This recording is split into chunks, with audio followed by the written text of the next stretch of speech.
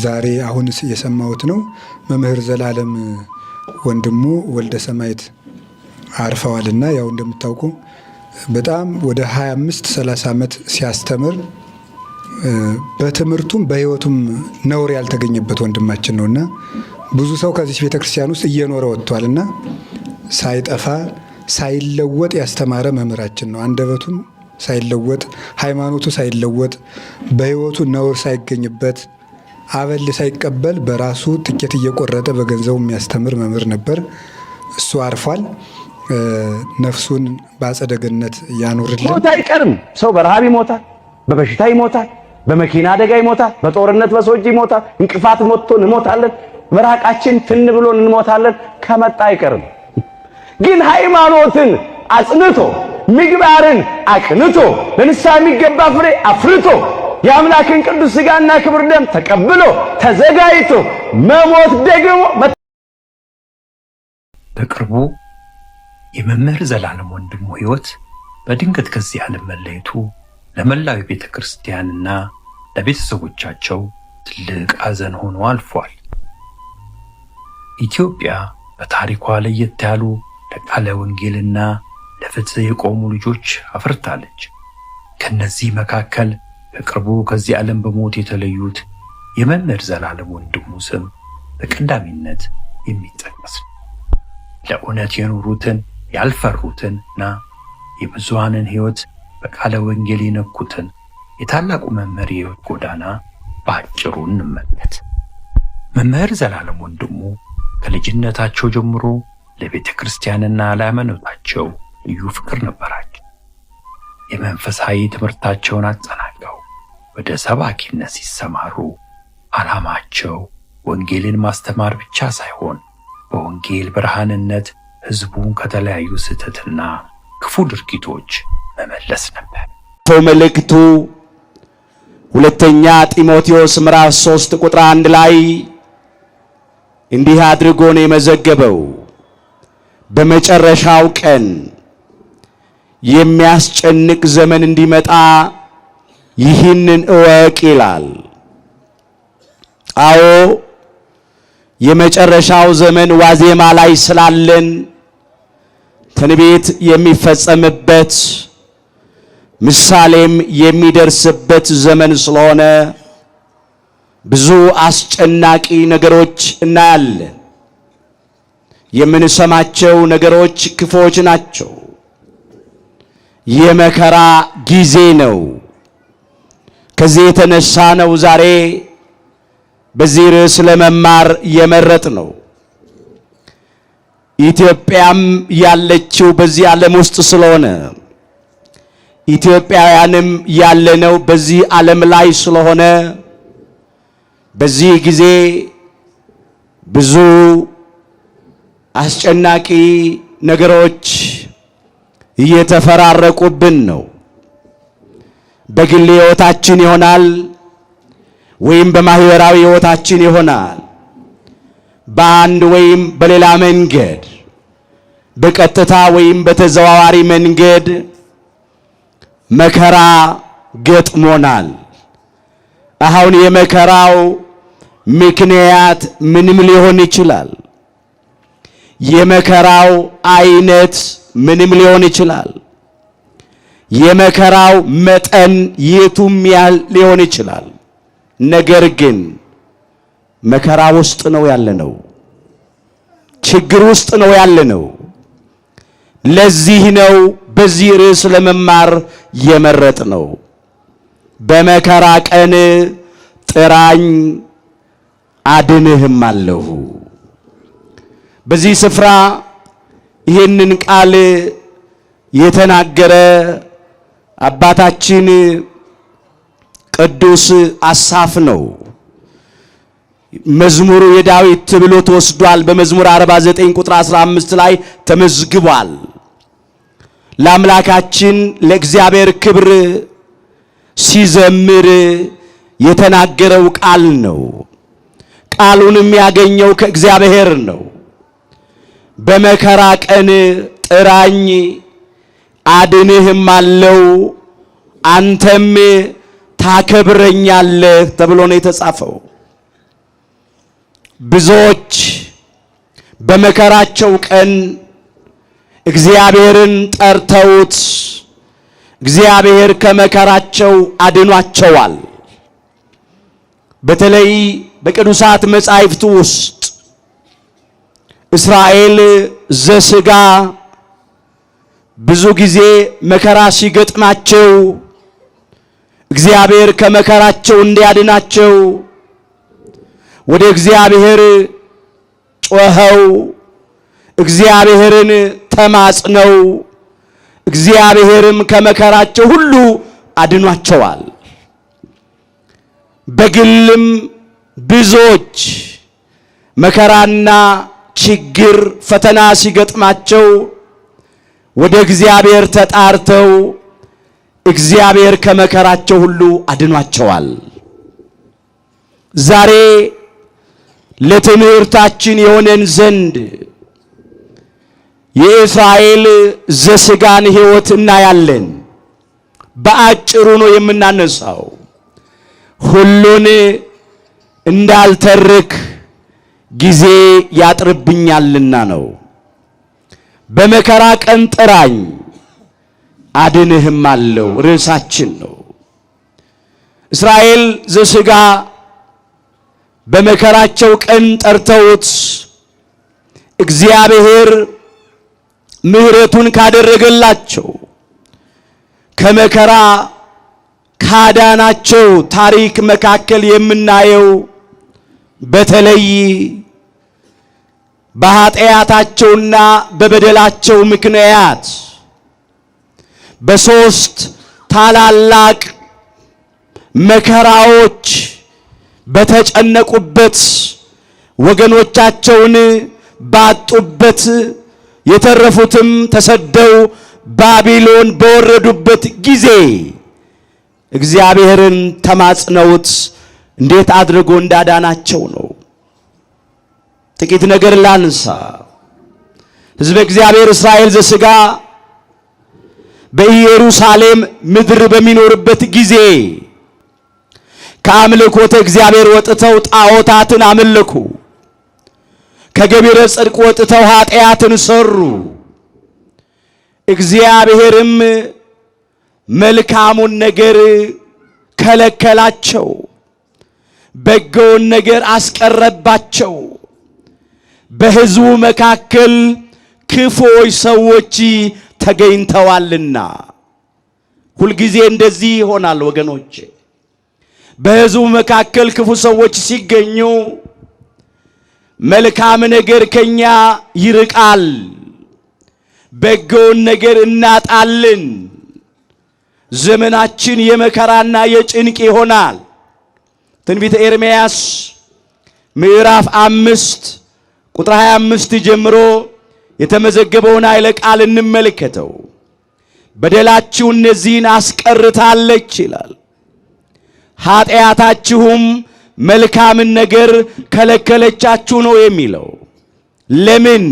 በሕዝቤ መካከል ክፎች ሰዎች ተገኝተዋል ይላል። በሕዝቡ መካከል በእግዚአብሔር ሕዝብ መካከል ክፉ ሰዎች ስለተገኙ ከበደላቸውና ከኃጢአታቸው የተነሳ መልካም ነገር አጡ፣ በጎ ነገር ተከለከሉ። ዘመናቸው የመከራ ሆነ። ብዙዎቹ በከለዳውያን ሰይፍ አለቁ። ባቢሎናውያን ገቡ፣ በሰይፍ ከእስራኤል ወገን ብዙዎቹን ገደሉ። ከሰይፍ የተረፉት በረሃብ አለቁ፣ እንደ ቅጠል ረገፉ። ከረሃብ የተረፉት ደግሞ በበሽታ ተቀሰፉ፣ ለው ቁስል ተመቱ። ዘር ፈጽሞ እንዳይጠፋ እግዚአብሔር ስለ ስሙ ብሎ ስለ ወዳጆቹ ስለ ባለሟሎቹ ስለ አባቶቻቸው ስለ አባቶቻችን ስለነ አብርሃም ስለነ ይስሐቅ እስራኤል ተብሎ ስለተጠራው ስለ ያዕቆብ ብሎ ጥቂቶች እንዲተርፉ አደረገ። ተማርከው ባቢሎን ወረዱ። 70 ዘመን ሙሉ በባቢሎን ምድር መከራ ስቃይ አዩ። አስተውሉ ወገኖቼ። ያን ጊዜ አጥብቀው ወደ እግዚአብሔር ጮኹ። በሰይፍ በረሃብ በበሽታ ወገኖቻቸውን ባጡ ጊዜ የተረፉትም ደግሞ ተሰደው ባቢሎን ወርደው በመከራ በሚሰቃዩበት ዘመን በትንቢተ ኤርምያስ ምዕራፍ 15 ከቁጥር 1 ጀምሮ ይህን ታሪክ መመልከት ትችላላችሁ። በግልጽ ተመዝግቧል።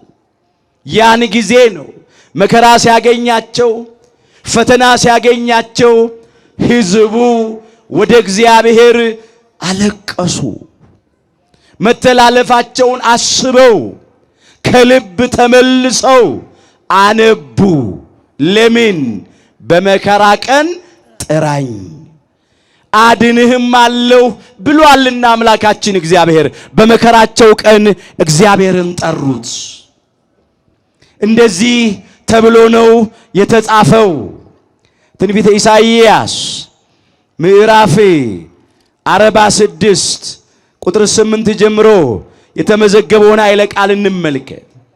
ይህን አስቡና አልቅሱ ይላል። በደላቸውን አስበው እንዲያነቡ ነው። ተላላፊዎቹ ሆይ ንስሐ ግቡ፣ ልባችሁንም መልሱ ነው የሚለው። እስራኤላውያን በዚህ ቃል መሰረት ንስሐ ገቡ። በፍጹም ልባቸው ወደ እግዚአብሔር ተመለሱ። መተላለፋቸውን ኃጢአታቸውን አስበው አነቡ፣ አለቀሱ። ሕዝቡ ሲያለቅሱ እግዚአብሔር የሕዝቡን እንባ ተመለከተ፣ ጩኸታቸውንም አደመጠ። ሕዝቡ ብቻ አይደሉም፣ ነቢያቱ ጭምር እነ ነቢየ እግዚአብሔር እነ ቅዱስ ኤርምያስ ስለ ወገኖቻቸው አለቀሱ። አዎ ነቢየ እግዚአብሔር ቅዱስ ኤርምያስ እንደዚህ ይል ነበረ። እግዚአብሔር ከሰማይ እስኪጎበኝና እስኪመለከት ድረስ ዓይኔ ሳታቋርጥ ዝም ሳትል እንባ ታፈሳለች ነበር የሚለው። ዛሬም ለኢትዮጵያውያን ለኛ እንደ ነቢየ እግዚአብሔር እንደ ቅዱስ ኤርምያስ የሚያለቅሱልንን የሃይማኖት አባቶችን ቁጥራቸውን ያብዛልን። በሰቆቃወ ኤርምያስ ምዕራፍ 3 ቁጥር 49 ላይ የተመዘገበ ኃይለ ቃል ነው። ሰቆቃ ማለት ራሱ ልቅሶ ነው፣ ሐዘን ነው፣ ትካዜ መከራ ነው። በዚያ በልቅሶ ዘመን ነው ቅዱስ ኤርምያስ ይሄን የተናገረው። እግዚአብሔር ከሰማይ እስኪጎበኝ እስኪመለከት ድረስ ዓይኔ ሳታቋርጥ ዝም ሳትል እንባ ታፈሳለች አለ። እግዚአብሔር ከመዓት ወደ ምሕረት ከቁጣ ወደ ትዕግስት ዘንበል እስኪል ድረስ የተበተኑት ሕዝቤ እስኪሰበሰቡ ድረስ አለ። የተማረኩት ወገኖቼ ከባቢሎን ከምርኮ እስኪመለሱ ድረስ ከእስራት እስኪፈቱ ቀንበራቸው እስኪሰበር ወጥመዳቸው እስኪበጣጠስ እግዚአብሔር ከመከራ እስኪታደጋቸው እስኪያድናቸው ድረስ ዓይኔ ሳታቋርጥ ዝም ሳትል እንባ ታፈሳለች አለ። እንዲህ እያለ አቤቱ የሆነብንን አስብ እያለ ተመልከት ስድባችንንም እያለ በሰቆቃወ ኤርምያስ ምዕራፍ 5 ቁጥር 1 ጀምሮ አቤቱ የሆነብንን አስብ ስድባችንንም ተመልከት እያለ ያነባ ነበረ። የሆነብንን አስብ። ብዙ ወገኖቹ በሰይፍ አልቀው ነበር። ብዙ ወገኖቹ በረሃብ አልቀው ነበር። ብዙዎቹ በበሽታ አልቀው ነበር። ሌሎቹም ደግሞ ተማርከው ባቢሎን ወርደው ነበር። አለቀሱ። አለቀሰ ነቢየ እግዚአብሔር ቅዱስ ኤርምያስ። ነቢየ እግዚአብሔር ቅዱስ ዳንኤልም አነባ፣ አለቀሰ። አዎ የምንለምነው ስለ ጽድቃችን አይደለም አለ። ስለ ስምህ ብለህ ማረን አለ። ስለ ስምህ ብለህ ይቅር በለን አለ። ስለ ስምህ ብለህ እራራልን አለ። በፈረሰው በመቅደስህ ላይ ስለ ራስህ ስትል ፊትህን አብራ አለው። ለምን? ቤተ መቅደሱም ፈርሶ ነበር። ባቢሎናውያን በእሳት አቃጥለውት ነበር። የኢየሩሳሌምን ቅጥ አፍርሰው ነበር። ንዋየ ቅዱሳቱንም ማርከው ባቢሎን ወስደው ነበር። በትንቢተ ዳንኤል ምዕራፍ 9 ከቁጥር 17 ጀምሮ ይሄ ተመዝግቧል። እንዲህ ነው ያለው ነቢዩ ቅዱስ ዳንኤል። ጌታ ሆይ አለ በፈረሰው በመቅደስ ላይ ስለ አንተ ስትል ፊትህን አብራ አለ። አምላኬ ሆይ በፊትህ የምንለምን ስለ ብዙ ምሕረት ነው እንጂ ስለ ጽድቃችን አይደለም አለ። ነቢየ እግዚአብሔር ቅዱስ ዳንኤል የእግዚአብሔር ሰው ነው። ቅዱስ የእግዚአብሔር ሰው፣ አስተዋይ ጥበበኛ ሰው ነው። ራእይ የተገለጠለት ነው። ትንቢት የተናገረ ነው። እግዚአብሔር ማስተዋልና ጥበብ ያበዛለት ነው።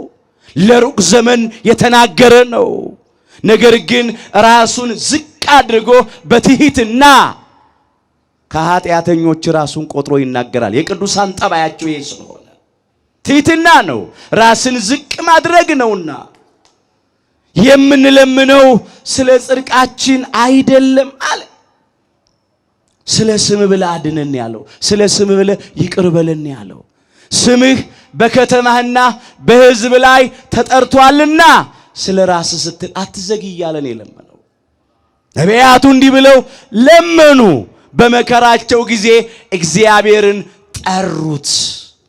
ይህም ብቻ አይደለም፣ ይጠብቃቸው ይረዳቸው መንገድ ይመራቸው የነበረ ሊቀ መላእክት መጋቤ ብሉይ መልአከ ምሕረት መልአከ ምክሩ ለእግዚአብሔር የተባለ ቅሩበ እግዚአብሔር የሚባለው ሩሩ መልአክ ቅዱስ ሚካኤልም ስለ እስራኤላውያን ማለደ፣ ለመነ፣ ጸለየ።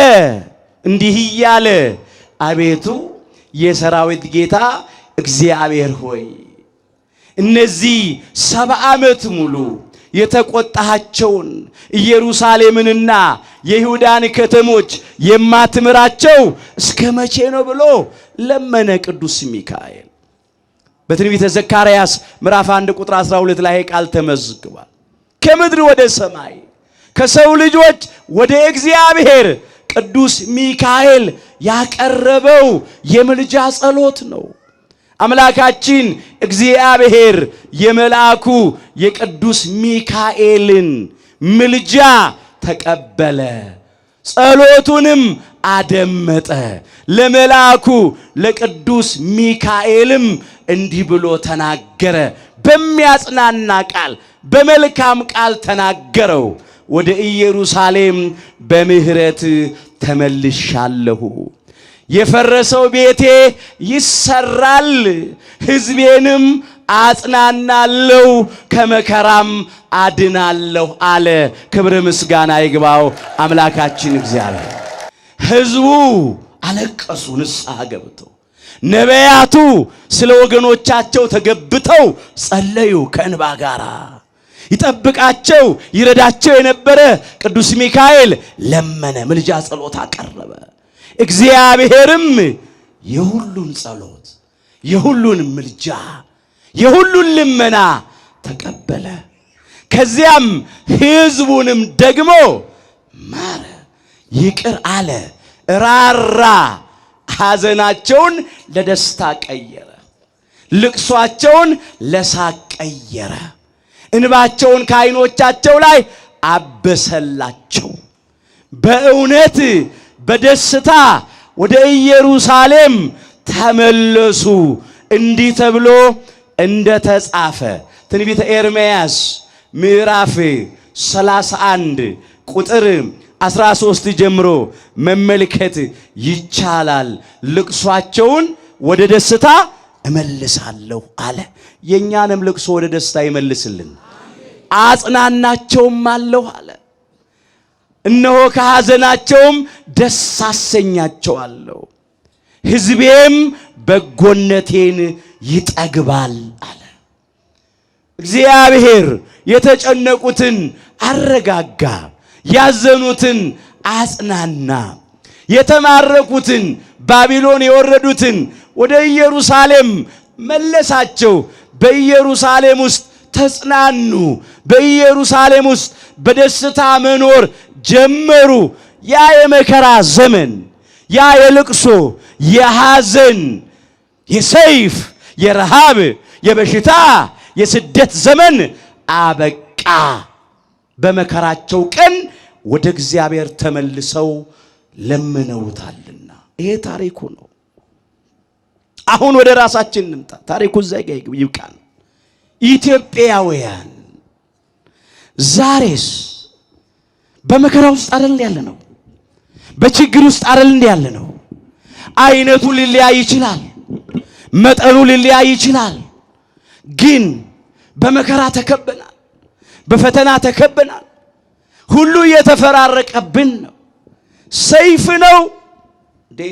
ሌላ ከውጭ ሳይመጣ፣ ወራሪ ሳይመጣ፣ ጠላት ሳይመጣ ይሄው እርስ በርሳችን እየተባላን ነው፣ እየተጣላን ነው። ወገን በወገኑ ላይ ጨክኗል። አንዳንድ ቦታ ኢትዮጵያዊው በኢትዮጵያዊው ላይ ጨክኗል። አስተውሉ። እግዚአብሔር ዓለሙን ሁሉ ፈጥሮ ይገዛል። የሁላችን አምላክ እግዚአብሔር ነው። የሁላችን አባት አዳም ነው። የሁላችን እናት ሔዋን ናት። ሁላችንም በኖህ ምክንያት የተረፍን ሕዝብ ነን። መጽሐፍ እንደዚህ ይላል፣ እስቲ ከኔ ጋር በሉ፣ በምድር ሁሉ ላይ እንዲኖሩ በሉ። የሰውን ወገኖች ሁሉ ከአንድ ፈጠረ። የሰውን ወገኖች ሁሉ ከስንት ፈጠረ? ከአንድ ፈጠረ። የሐዋርያት ሥራ ምዕራፍ 17 26 ላይ የተመዘገበ ኃይለ ቃል ነው። የሰው ወገኖች ሁሉ የተፈጠርነው ከአንድ ከአባታችን ከአዳም ነው። ሔዋን እንኳን ከአዳም ጎን ነው የተገኘችው። የቆዳ ቀለማችን ምንም አይነት ይሁን፣ ነጮች አሉ፣ ጥቁሮች አሉ። እኛ እንደ ኢትዮጵያውያን ደግሞ ጠይምና ለስላሳ ሕዝብ አለ፣ የአበባ ህብረ ቀለማት ያለን። ነገር ግን ከአንድ ወገን ነው የተፈጠረው። ቋንቋችን የተለያየ ይሁን፣ በዓለም ብዙ አይነት ቋንቋዎች ይነገራሉ። በሀገራችን በኢትዮጵያም ከ86 ያላነሱ ቋንቋዎች ይነገራሉ። ነገር ግን ከ86 በላይ የሆኑ ቋንቋዎች ብንናገርም አንድ ነን። ቋንቋችን ቢለያይም ጾታችን ቢለያይም አንድ ነን። የሰውን ወገኖች ሁሉ ከአንድ ፈጠረ። ከስንት ፈጠረ? ከአንድ ፈጠረ። ክቡር የእግዚአብሔር ፍጡራን እግዚአብሔር በእጆቹ ያበጃጀን በመዳፎቹና የቀረጸን ግሩምና ድንቅ አድርጎ የሰራን። አዎ እግዚአብሔር ማስተዋሉን ይስጠን። ብዙ ሰው ይህንን ማስተዋል አቅቶታል። ሰው መለካት ያለበት በሰውነቱ ብቻ ነው። ሌላ አይደለም። የሰው መለኪያ ቋንቋ አይደለም፣ ጾታ አይደለም፣ የቆዳ ቀለም አይደለም። ሰው የሚለካው በሰውነቱ ነው። ሰው ክቡር የእግዚአብሔር ፍጡር ስለሆነ ዛሬ ግን ሰውን በቋንቋ የሚለኩ ሰዎች አሉ። በቆዳ ቀለም የሚለኩና የሚመዝኑ ሰዎች አሉ። አምላካችን እግዚአብሔር ምድርን ለኛ ለሰው ልጆች መኖሪያ ትሆነን ዘንድ ሰጥቶናል። በምድር ሁሉ ላይ እንድንኖር ማለት ነው። ልዩነት የለም። ለአዳምና ለልጆቹ በሙሉ ነው የተሰጠችው። የመጀመሪያዎቹ ሰዎች እኮ ሁላችን የምናውቀው ቃል ነው። አዳምና ሔዋንን ሲፈጥር ምንድን ያለው አምላካችን እግዚአብሔር? ብዙ ተባዙ ምድርንም ሙሏት። ምድሩ ለሰው ልጆች መኖሪያ ሰጠ። በኖህ ምክንያት የተረፉትን ሕዝብ ሲናገር ያለው ከጥፋቷ በኋላ ብዙ ተባዙ ምድርንም ሙሏት። ምድር ለሰው ልጆች መኖሪያ ተሰጠች። ዛሬ ግን እጅግ በሚያሳዝን ሁኔታ ምድርን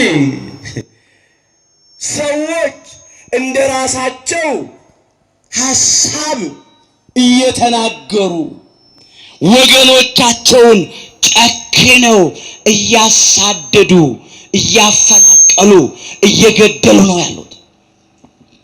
ይሄ በሀገራችን በኢትዮጵያ እያየነው ነው።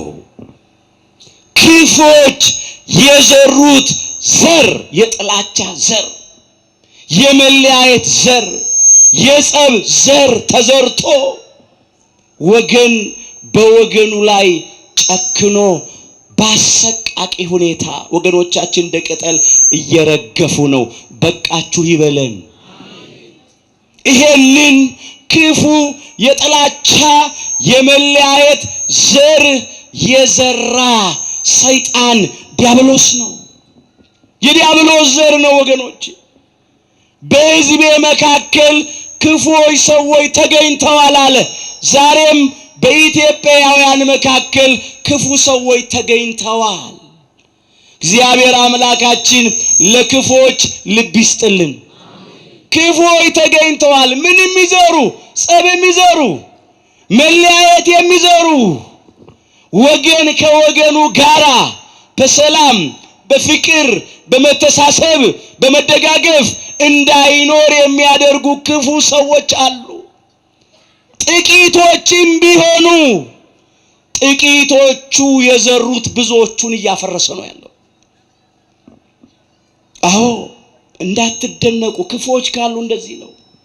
እንኳን በቢሊየን የሚቆጠር ሕዝብ በምድራችን ላይ ኖሮ ቀርቶ ገና የሰው ልጆች በምድር ላይ በተፈጠሩበት ዘመን ቃየንና አቤል ከአንድ አብራክ ከአዳም ነው የተከፈሉት። ከአንድ ማህፀን ከሔዋን የወጡት የአንድ አባት የአንድ እናት ልጆች ናቸው። ነገር ግን ሰይጣን በቃየን ላይ አደረ። ቃየን ከሰይጣን ተምሮ ወንድሙ አቤልን ጠላው፣ ተመቀኘው። ከዚያም ወንድሙ አቤልን በድንጋይ ወግሮ ገደለው። አስተውሉ። የአንድ አባት የአንድ እናት ልጆች። አቤል በየዋህነቱ በግፍ ተገደለ። ሁላችን የምናውቀው ታሪክ ነው። ዛሬም ቃየናውያን ሰይጣን ካደረባቸው የተማሩ ወንድሞቻቸው የዋሆቹን አቤላውያንን እየገደሉ ነው ያሉት። ጽድቅን የማያደርግና ወንድሙን የማይወድ ከእግዚአብሔር አይደለም ይላል። ከክፉ የሆኑት እንዲህ እያደረጉ ነው። አምላካችን እግዚአብሔር ለዘመኑ ቃየናውያን በወንድም በእህቶቻቸው ደም ለሚታጠቡት ልቡና ይስጥልን።